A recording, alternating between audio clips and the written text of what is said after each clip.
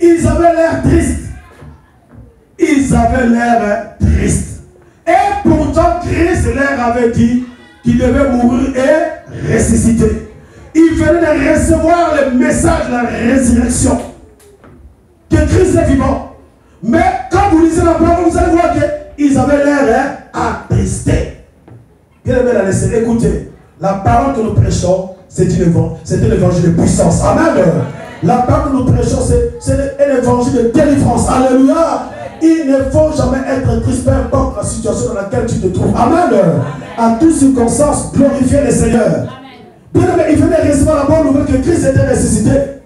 Même Christ se croyait qu'ils allaient être dans la fête. Mais ils avaient l'air tristes. Et ce matin, je dis à une soeur, à un frère, n'ayez pas l'air triste. Parce que ce matin va se passer un grand miracle dans ta vie au nom de Dieu. Amen. Amen. Ils avaient l'air tristes. Christ va leur demander, voir leur visage, de quoi vous entretenez-vous? Dit, oh, mon frère, tu es le seul, tu es le seul qui ne connaît rien de ce qui se passe ici, à Jérusalem. Mais d'où viens-tu?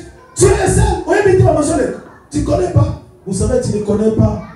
Dans les églises, ça marche beaucoup. Tu ne connais pas les pasteurs. Tu ne connais pas mon pasteur. Tu ne connais pas. Mon Dieu, ce n'est pas mon message. Amen.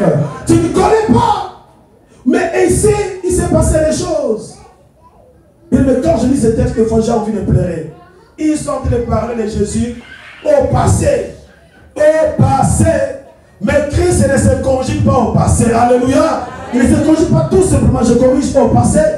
Alléluia. Parce que la Bible dit, il est le même hier, aujourd'hui et éternellement. Est-ce que tu peux acclamer pour Yeshua Mashiach, celui qui vit au siècle des siècles? L'un d'eux répondit, il dit, Cléopas, il dit, je vais les relire parce que je ne perds pas beaucoup de lumière, c'est pour cela que j'hésite un peu quand je lis. L'un d'eux nommé Cléopas lui répondit, es-tu le seul ces jours-là à Jérusalem, ne sache pas ce qui est arrivé ces jours-ci?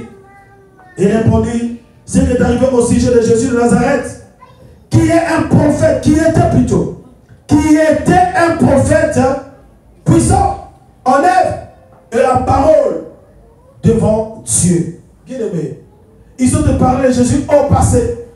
Tu ne connais pas, il y avait un prophète qu'on avait ici, il était un prophète puissant en œuvre. Il était un prophète puissant. Mais ce matin, Dieu vient te dire, ma soeur, mon frère, Jésus-Christ n'était pas, mais Jésus-Christ est conjugué présent. Il est un prophète puissant. Amen. Non seulement il est un prophète puissant, mais c'est Dieu lui-même en personne. Alléluia. Il s'appelle le Dieu de toute la terre. Il s'appelle le Yeshua Mashiach. Il s'appelle le lion de la tribu de Juda. Il s'appelle celui qui a vaincu les ténèbres. Est-ce que tu peux l'acclamer très fort ce matin?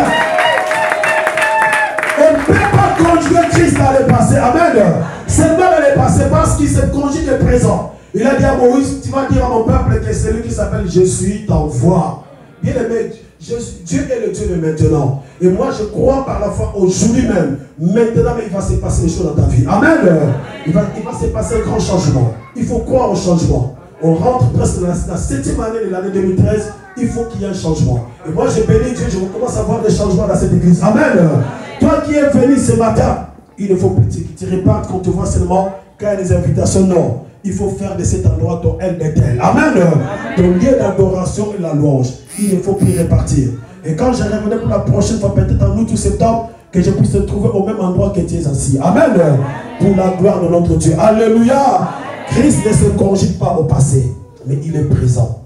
Ils sont en train de parler à Jésus au passé. Vous savez, Christ, il était même attristé d'entendre que les disciples qu'il a formés, les gens qui ont marché avec lui, comment ils sont en train de parler de lui au passé. Dis non, même les femmes, ils ont eu le courage. Vous savez, quand ils donnent le détail, dis non, même ça nous a étonné que les femmes se sont levées le matin. Elles sont parties. Donc même elles-mêmes, ils ne croyaient même plus à la résurrection. Et pourtant, Christ disait, je mourrai, après 3 jours, je ressusciterai. Souvenez-vous du temple détruit. Détruisez ce temple et je vais le rebâtir en 3 jours. Il leur a donné l'explication, bien aimé dans le Seigneur. Mais ils ont oublié qu'il allait mourir et qu'il allait ressusciter. Mais ce matin, je veux dire à une soeur, mon frère, ne conjugue pas Dieu au passé. Parce que ton Dieu est un Dieu présent. Il s'appelle Emmanuel dans ta vie. Amen. Il s'appelle Emmanuel dans ta vie. Et ce matin, il est venu pour changer ta vie. En fait, il est pour franchir un nouveau cap dans ta vie spirituelle. Au nom de Jésus. Christ va leur dire, vous avez oublié ce que vous ont dit les prophètes, les Écritures. Bien aimé, ce matin, il faut méditer la parole. La Bible dit qu'un peuple sans révélation, c'est un peuple sans frein. Vous savez, quand vous n'avez pas de frein, vous roulez dans l'autoroute pour ceux qui ont des voitures, imaginez-vous des dégâts. Voilà pourquoi tu dois chercher la révélation. Vous savez, il y a des disciples qui ont suivi Jésus, mais nombreux n'avaient pas la révélation. Les jours qu'il était dans le territoire de César et de Philippe, il avait demandé, il a dit, qui suis-je au dire de tous ces gens qui me suivent? Tout le monde ne connaissait pas la réponse. Ils ont donné la réponse des autres. Oh, certains disent que tu es Jérémie, d'autres disent que tu es Jean-Baptiste, d'autres disent que tu es un prophète. Ils ont donné des réponses multiples. Mais Christ va leur demander maintenant, vous qui dites-vous que je suis. Et là où il y a eu un silence, il n'y a que Pierre seulement qui avait répondu, tu es le Christ, le Fils de Dieu très haut. Amen. Si 12 qu'ils étaient, il y avait seulement un seul qui avait la révélation.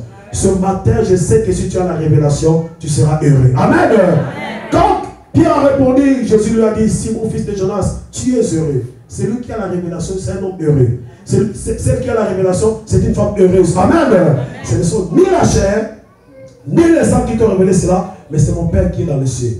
Dorénavant, moi je t'appellerai Pierre, le roc sur lequel je bâtirai mon église. Amen.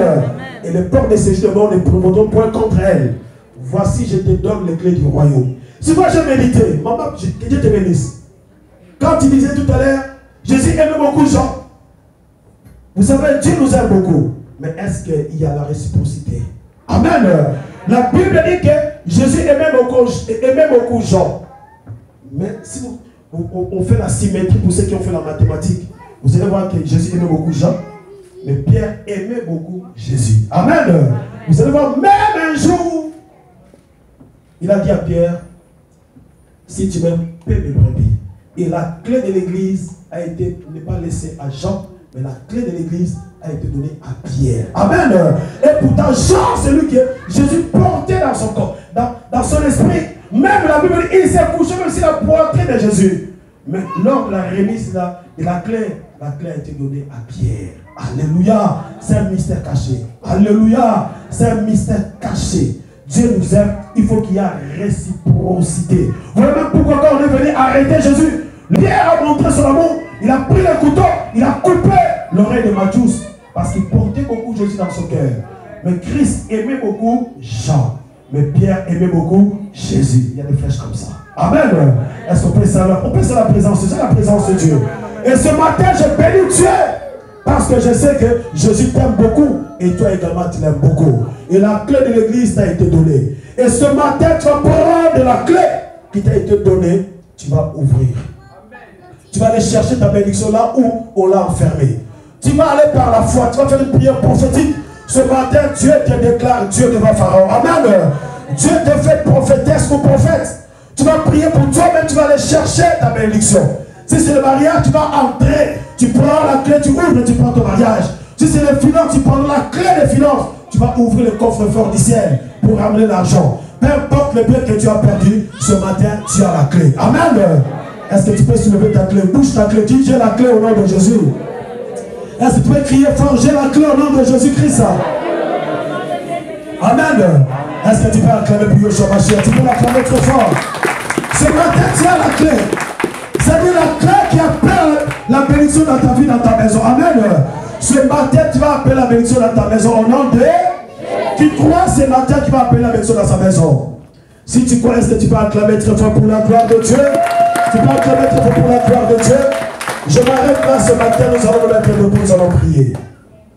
Parce que j'aime bien respecter le temps. Gloire au Seigneur, on se met debout s'il vous plaît. On se met debout. Ce matin, Dieu te donne les clés. Les clés qui ouvrent, que personne ne pourra fermer. J'appelle la chorale.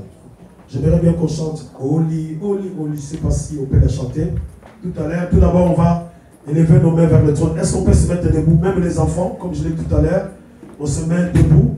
Peut-être à part les enfants qui dorment, parce qu'on ne peut pas les réveiller. Mais maman, frère, jeunes sœurs, amis, dans l'esprit d'unité, de la communion spirituelle, c'est très important de se mettre debout dans la présence de Dieu. Lève seulement ta main. Tu vas dire merci Seigneur pour ta parole, parce que c'est que je sais ta parole est retourne point à toi sans infiniment exécuter ta volonté accomplie de dessein. Prie en fait que cette parole puisse avoir de l'impact, de l'influence dans ta vie et surtout dans ta maison. Parce que la parole de Dieu, quand Dieu l'envoie, c'est pour opérer des miracles. Et moi, je sais qu'au travers de ces messages, il y aura beaucoup de miracles. Je vous dis en vérité, parce que je sais pourquoi Dieu m'a donné ces messages. Commencez à remercier Dieu pour ce que tu as entendu. Le Père que tu as entendu pendant 40 minutes, que ce Père puisse produire des grands miracles dans ta vie. Prie au nom du Seigneur Jésus. Papa, Dieu de grâce. Papa, Dieu de bonté. La Bible déclare ainsi avec la parole qui sort de ta bouche. Et ne retourne point à toi sans effet. Mais exécuter ta volonté, accomplir tes desseins. Puis Seigneur, Dieu déclare, Papa, accompagne ta parole, Père, dans les signes de prodiges et des miracles, Père. Tu es Dieu, tu resteras Dieu. Seigneur, j'ai arrosé, Papa, j'ai sémé ta parole dans le cœur de ton peuple. Et que cela puisse porter des fruits de repentance, de véritables enfants de Dieu. Merci car leur cœur a été labouré pour recevoir le miracle, l'élévation, les succès et la gloire de Dieu. Au nom de Jésus-Christ, j'ose demander prier. Nous allons chanter avec la chorale.